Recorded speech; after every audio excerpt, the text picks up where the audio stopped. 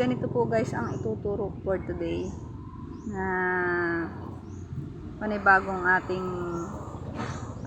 pag-aaralan at ituturo ko po sa inyo ng step by step.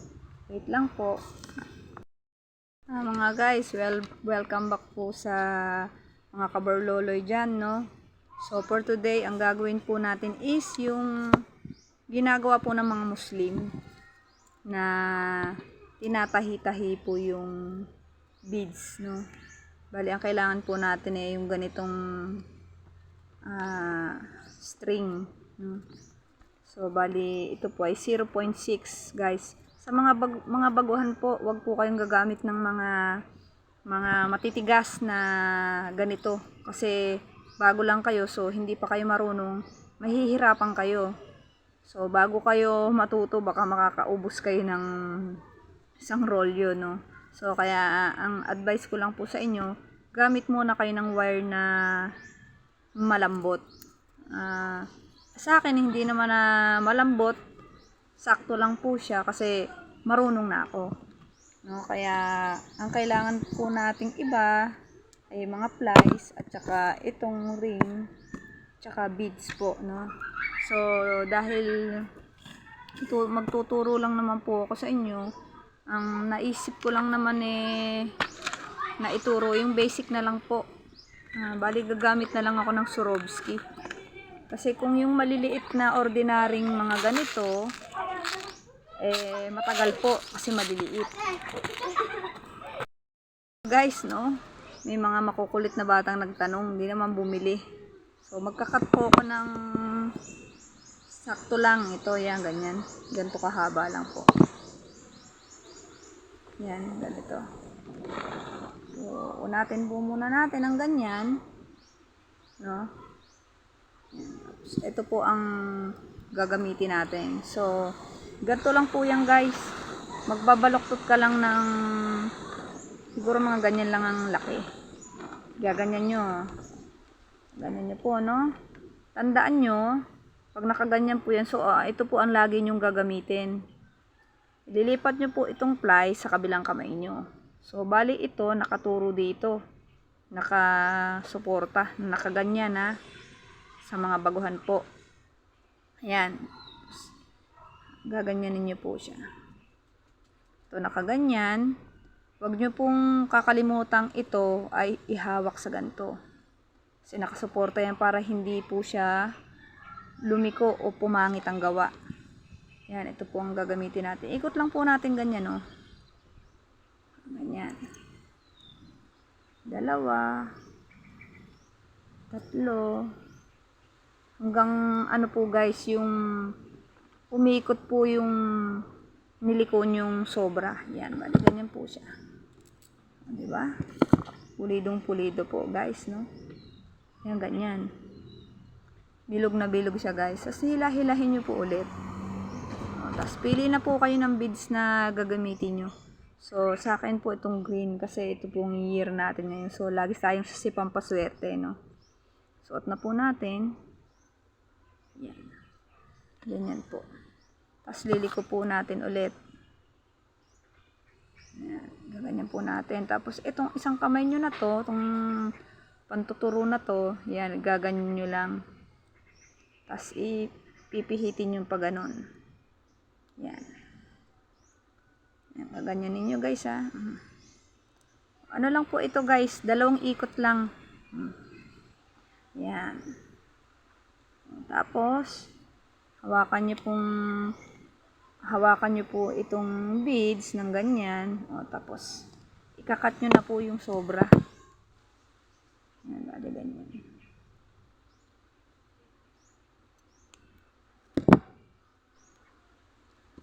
Tapos ito pong isang plies, bali ipipress nyo po yung wire na kinat kasi nakakasabit po yan.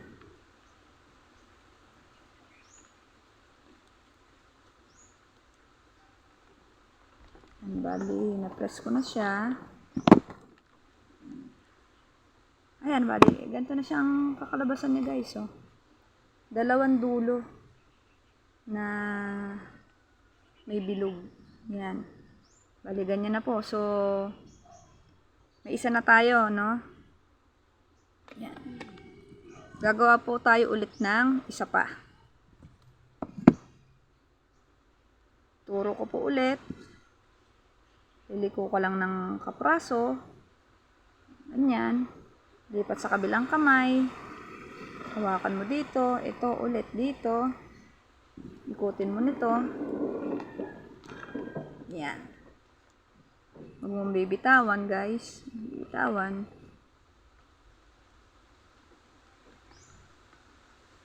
Yan. Ito na siya. Lalagay na natin yung beads. Tapos, guys, huwag nyo kakalimutan ikot, no? Kasi, syempre, magkahiwalay siya. So, ipapasok mo na siya dito. Lilikuin muna natin ng ganito. Likuin mo na muna na ganyan. So, pag nakaliko na ganyan, pasok mo na to. Isa. Yan. Ganyan. Tapos, suot mo na siya dun sa nakaliko. Bali, ganyan, guys, ha. Yan, ganyan lang po. 2 ikot lang, guys. Pwede na.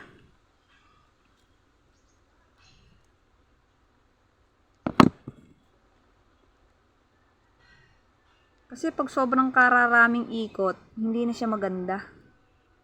Hindi na maganda yung pagkakatahi niya. Yan.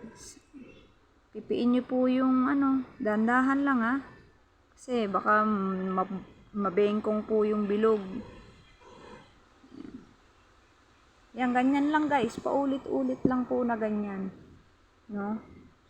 So, hanggang dito na lang muna tayo, guys. Mamaya, i-open ko ulit yung video pag natapos ko na ito at ako'y nakagawa na ng isang mahaba.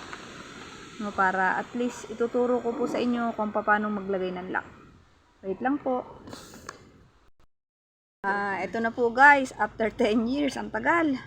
20 minutes ko ding ginawa. Guys, no? Bali, nakapagawa po ako ng 1, 2, 3, 4, 5, 6, 7, 8, 9, 10, 11, 12, 13. 13 po na bits ang dinagdag ko. Medyo matagal-tagal ko rin ginawa, mga 20 minutes po, no? Bali, ang gagawin na natin, guys, is maglalagay na tayo ng lock. Ganda, no, guys? Oh. Dito ko lang po isinukat sa akin, sa pero nasa sa inyo kung gusto nyo lakihan o liitan. Sa akin pang sa pitit lang po. Kailangan na po natin is yung mga lock, no? Nahanap ko po yung aking mga lock. Yan, ito. So, bali, lagyan na po natin ng lock. Yung sakto lang po ang laki niya. Yan, parang ganito. Yan. Alam nyo, guys, naalala ko yung tiyahin ko. May asawang Muslim, no? Doon ako mahilig bumili ng ganito sa kanya nung araw, nung bata-bata pa ako. 18, 19, mga ganong edad. Gustong gusto ko yung mga gawa nila kasi 10K po yun gamit nila. Sa akin stainless steel, pero hindi po siya kinakalawang. Bali, guys, sorry, tinaskwain pa ako. Bali, nangangali na kasi. Bali, ito po 100 pesos lang po ito pag binili. Bali, guys, ang gagawin po natin is magkakat po ulit ako ng ganito kalaki. Tuturuan ko po kayo kung paano maglagay na ng lock. Gaano tayo ng kapraso ulit, no? Wag nyo muna, guys, pipilipitin. Lalagay nyo po muna yung itong niya, yung lock niya. Yan, papasok nyo ng ganyan, ha. Pag napasok nyo ng ganyan, so, nyo na po ng plies. Laging ito po ang diin. Dahan-dahan nyo pong ikutin.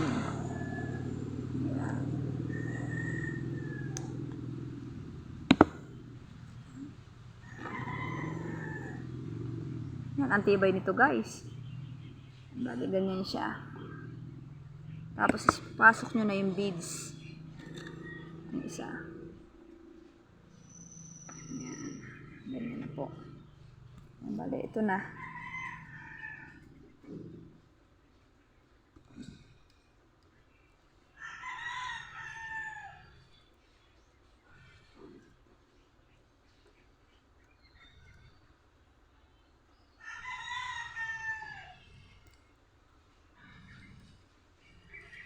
Guys, laging 2 ikot lang po. Yan lang po masasabi ko. Wag nyo pong iikot ng 3. Talaga dati 3 po ang iniikot ko. Ay, ang pangit po ng gawa. Laging pag isang ikot, pagka pangalawang ikot, iskakat nyo po sa kalahati agad. Wag nyo muna siyang ilalampas ng lampas na ganon. Kasi magkakaroon po siya ng labi sa dulo. So, nakakatusok na yon. Kaya kalahati lang po. Kalahati lang dun sa ano. Tapos yan. Tapos ano nyo na yung sobrang wire. Pipipiin nyo. Yan. Ito na po. Nailagay na po natin yung lock. So, lalagay na po natin yung bilog. No? Kung saan natin isasabit yung ating ito pong clip na ganito.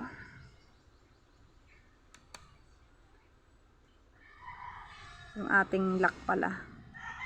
Wala patanda na po tayo. Nakalimutan pa natin ang mga pangalan ng ating mga ginagamit guys. Tapos na siya guys. Ang ganda. Tapos na.